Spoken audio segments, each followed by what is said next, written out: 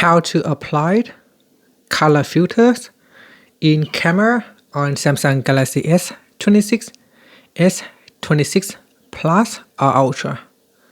First, tap on the home button to return back to the home screen.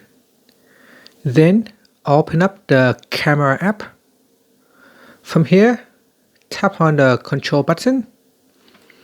Now in this tool here, you want to swipe across and then tap on this filter button, this one right here. And from here you can swipe across to apply or select a different filter.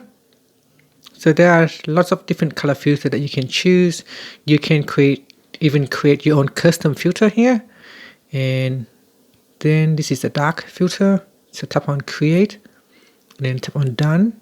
So we can create our own custom filter as well. Okay, if you want, you can also go all the way to the right hand side. There is this download button. This will allow you to download additional color filters. And that's it. So once you have selected a filter, simply tap on the shutter button to capture a picture. And that's it. Thank you for watching this video. If you find it helpful, please like and subscribe to my channel for more videos.